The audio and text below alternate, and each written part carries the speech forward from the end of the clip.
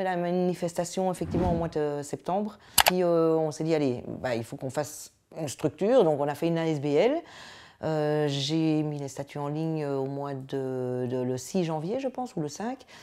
Et on s'est dit, voilà, on va faire une ASBL et on va essayer de creuser. Notre but, au-delà de pouvoir représenter une partie de la population qui ne se sent pas représentée dans les médias traditionnels, il y a aussi une volonté de pouvoir informer des gens qui pourraient commencer à se poser des questions. Je trouve que ça va dans un sens et que très rarement on a une information qui fait le contrepoint. On a quand même un beau succès, c'est d'avoir amené autour de la table des gens qui n'étaient pas d'accord et fait des vrais débats.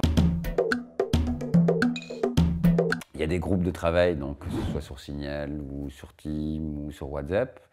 Il y a différents groupes donc, où on maintient contact et on discute.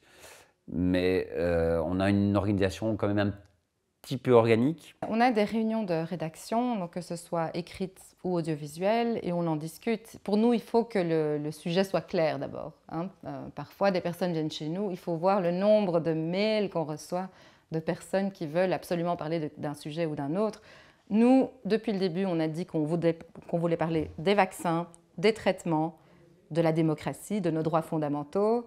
Voilà, c'est vraiment le target. Il y a différentes rubriques. Il y a une rubrique avec des articles, une rubrique avec des tribunes, donc où là, il y a des apports externes. Donc on reprend des articles de presse. Et puis on vient d'ouvrir une nouvelle rubrique, BAM Detox, qui a pour objectif de débunker un petit peu les informations qu'on trouve soit dans les médias, ou soit que les politiques, donc ce que disent les politiques, ou ce qui se passe éventuellement, des choses qui sont publiées dans les réseaux sociaux. Après, si on a quelqu'un qui vient nous parler d'un sujet très spécifique dans les vaccins, ben là on va se dire ok, il faut qu'on affine parce que on veut être audible, on veut que les personnes qui nous écoutent comprennent ce qu'on raconte. On se fait vraiment un point d'honneur à tout sourcer parce que on ne veut absolument pas être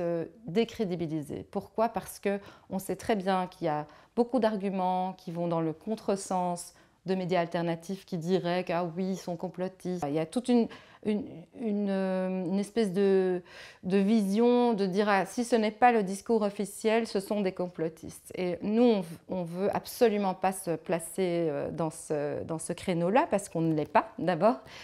Et parce qu'on veut démontrer scientifiquement ou avec des arguments rationnels que ce qui est dit actuellement n'est pas spécialement la réalité et qu'il y a une autre vérité qu'on peut entendre aussi et qui est peut-être plus rationnelle et plus réelle en fait.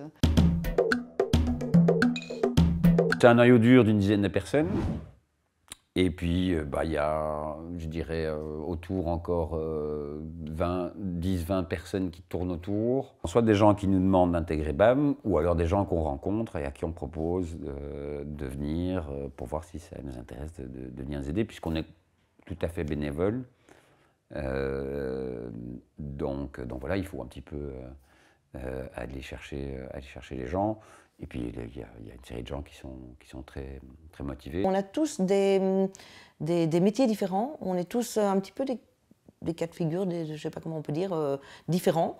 Et donc on a tous des spécialités différentes aussi, on est tous des citoyens différents. Alors Manu qui lui est réalisateur, il y a Sandra qui est plutôt politique, Denis qui est plutôt informaticien, Valérie qui est venue un petit peu après moi, qui est plutôt actrice. Il y a évidemment Vincennes qui est plutôt dans tout ce qui est image. Pierre qui lui est plutôt dans tout ce qui est son. Alors il n'y a pas vraiment de modèle économique, le moteur c'est vraiment la motivation de donner, enfin d'abord la motivation je ne dirais pas de critiquer la manière dont les choses sont gérées, mais en tout cas de l'avoir d'une autre manière de ce qu'on voit dans les médias traditionnels. On a essayé de faire rentrer de l'argent par du crowdfunding ou en organisant des dîners ou ce genre de choses.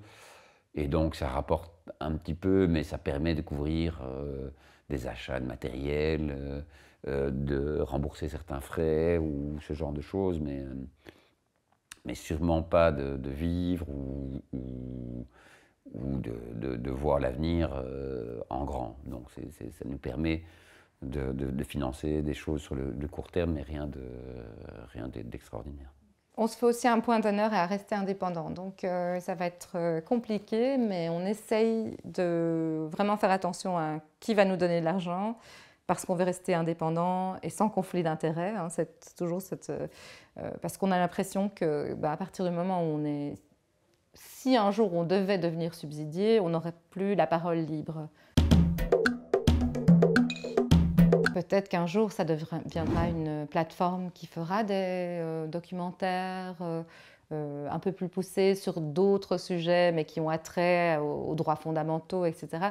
Pour l'instant, on a décidé vraiment de se concentrer sur cette crise, parce que pour nous, c'est le leitmotiv, quoi. C'est vraiment c'est ça qui nous a unis, et c'est le plus important, c'est d'avoir un impact maintenant, et tout de suite. Ce qui est important, c'est d'essayer de résoudre ce problème, mais pas nécessairement de créer un média ou de participer à un média sur le long terme. Je ne suis pas fermé non plus, mais enfin, ce n'est pas dans mes objectifs, mais je sais qu'il y en a d'autres dans BAM qui aimeraient bien, sur base de ce qui est en train de se passer, développer un média plus général.